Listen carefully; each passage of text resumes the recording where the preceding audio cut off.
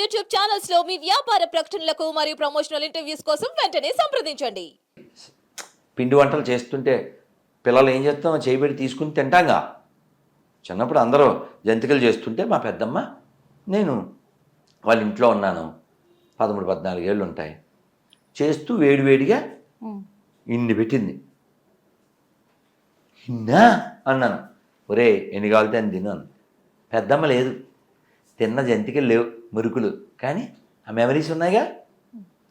అలా ఏదో చేస్తుంది ఎవరు, యశోద. ఇలా తినబోయాడు, చేతి మీద కొట్టింది. నాకు కాదా? కాదు కాదు, రేపు ఇంద్రుడికి పూజ చేస్తున్నారు, ఇంద్ర పూజ, ఏదో యాగం చేస్తున్నారు అంటే నాకు తెలీదు, నేను వంట చేయాలి, మీ నాన్నగారిని అడుగుపో అందాడు. వెళ్ళాడు. నాన్నగారు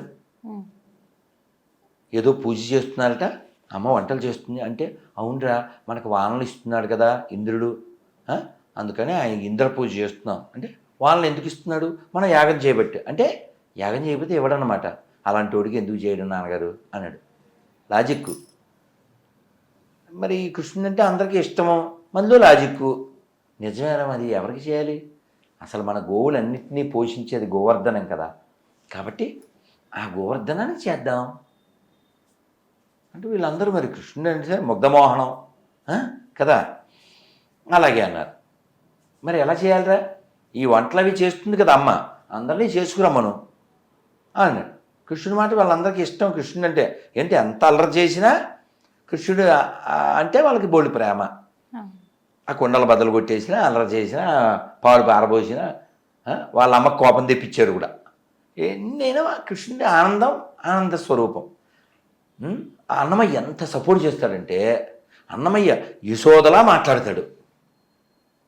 ఎంత బాగా చెప్తాడంటే, నేను ఎగ్జాక్ట్లీ చెప్పలేను కానీ ఆ ఫీల్ చెప్తాను. అది ఎంత బాగుంటుంది ఆ పాట. చూడరటే కానరటే బిడ్డలు, ఆ పిల్లలన్నాక పాలు పెరుగు ఉన్నప్పుడు తినరా, అందులో చెయ్యి పెట్టరా అని అసలు అన్నమయ్యే యశోదలా ఫీల్ అయ్యి భలే పాడతాడు. అది కానరటే చూడరటే అంటే బాగుంటుంది ఆ పాట, నాకు రాదు. సో ఆ విధంగా వాళ్ళు అన్నీ చేసుకొస్తారు. ఏం చేయాలరా అని అడుగుతారు నందమహారాజు.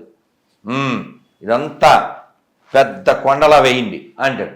వీళ్ళు వండుకొచ్చినవన్నీ ఆ కొండ ముందు కొండలా వేసేస్తారు. దాన్ని అన్నకూట మహోత్సవం అంటారు.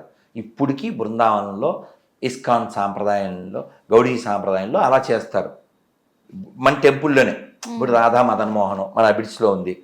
ఆ టెంపుల్లో స్వామి ఎదురుగానే అన్నం అలా పెద్ద రాసి పోసి, దాని నిండా రకరకాల ఆహార పదార్థాలు అవి పెట్టి, దాన్ని కొండలా చేసి అలంకారం చేసి, దాని మీద ఒక చిన్న కృష్ణుని పెట్టి, చాలా మంచి అలంకారం. ఎప్పుడైనా మీరు కృష్ణాష్టమి ఆ టైంలో వెళ్ళండి, మా గోవర్ధన పూజ జరుగుద్ది, కార్తీక మాసంలో జరుగుద్ది. సో అలా బృందావనంలో పెద్ద అన్నకూటం పెట్టారు. ఈ జ్యూసులు రసాలు అన్ని పోసేని మధ్యలో అంటారు, గుంట చేసి పోసారు. ఈయనెవరు కృష్ణుడు? విష్ణు.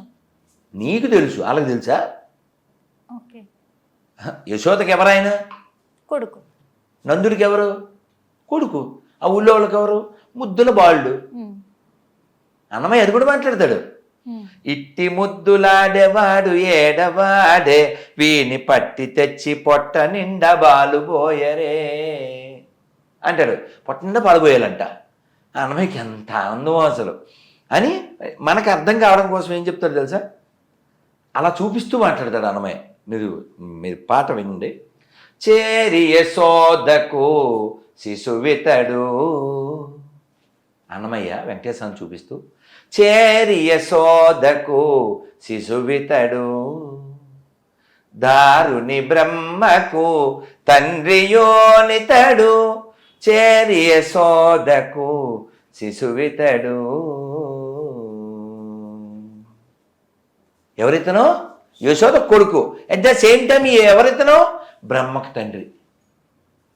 బ్రహ్మకు తండ్రి ఎవరు? విష్ణువు. కానీ వాళ్ళకి ఆయన ఎవరు? ఒక అద్భుత బాలుడు అంతే, వాళ్ళ పిల్లోడు అంతే, వాళ్ళ ఊళ్ళో అబ్బాయి అంతే.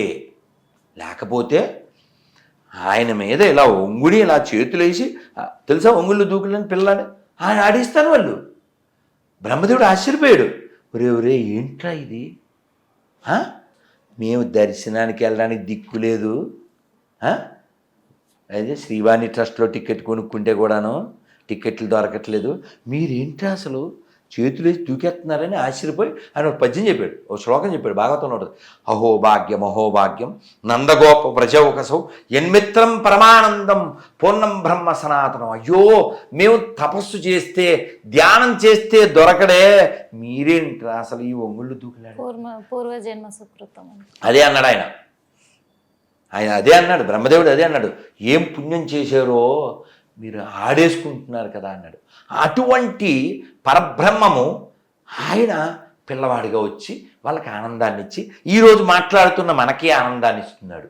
అది దైవం అంటే. అందుకని ఏడుస్తాను, ఏడిపిస్తాను, బెదిరిస్తాను, వాడు గాడ్ ఏంటి, right the rod, they are doing fraud, people going mad, అది వెరీ సాడ్. అందుకని ఇక్కడ కృష్ణుడు అలా కొండ ఎదురుగా అది అన్నకూటం చేశాడు. వీళ్ళందరూ చూస్తున్నారు ఏం జరుగుద్దని. ఈయన ఈ కొండకి మొక్కండి అన్నాడు. ఎలా మొక్కలు తెలియదు కదా పాపం పల్లెటూరు, ఇలా మొక్కండి అన్నాడు. వీళ్ళు మొక్కారు, ఈయన చూపించాడు, అంతే ఆ కొండ మీదకి వెళ్ళాడు. ఈయనే ఇంకో రూపంలో ఆ కొండ నోరు తెరిచి అన్ని తినేసింది. చెప్పాడు, ఒరే ఇప్పుడు ఆ గోవర్ధన్ మీ అన్ని స్వీకరించింది కదా, మళ్ళీ రేపొద్దున్న వచ్చి క్యారేజ్ పెట్టకూడదు ఇవాళ అని చెప్పి, అని పల్లెటూరు అమాయకులు కదా. అలాగా ఈ గోవర్ధన లీల చాలా బాగుంటుంది. మేము వెళ్తాం కదా గోవర్ధన చుట్టూ తిరుగుతాం కదా, అక్కడ అన్యోర్ అని ఒక గ్రామం ఉంది. అన్యోర్ అంటే ఏంటి, బ్రింగ్ మోర్, ఇంకా కావాలి అని గోవర్ధన్ పెద్ద సౌండ్ చేసింది. ఆ ఊరి పేరు, గ్రామం పేరు ఇప్పుడు కూడా అన్యోర్ అంటే ఇంకా తెండి అని. చాలా బాగుంటుంది ఆ చెట్లు, ఆ కొండ. కానీ గోవర్ధన చాలా పెద్దది ఉండేదంట, కానీ శాపం ఉంది గోవర్ధనగిరి. అందుకే అన్నమయ్య కీర్తనలోను ఇంకా చాలా కీర్తనలు వస్తుంది, గోవర్ధన గిరిధారి, అందుకని కొండనెత్తాడు. అందుకని నేను ఇలా తీగా పాడటమే కాకుండా ఊరమాసలో ఒక డైలాగ్ కూడా చెప్పాను 2 ఏళ్ల క్రితం 3 ఏళ్ల క్రితం. ఏం చెప్పాను, నేను కొండనెత్తిన గోవిందుని పూజిస్తా, నేను కోదండం పట్టిన రాముణ్ణి పూజిస్తా, నేను లోకం కోసం విషం తాగిన శివుణ్ణి పూజిస్తా, అంతేగాని 2 చెక్కల మీద వేలాడదీసిన ఎండిపోయిన శవాన్ని పూజించను. నేను శివారాధన చేస్తా, శవారాధన చేయను. అదన్నమాట. ఆ విధంగా ముందు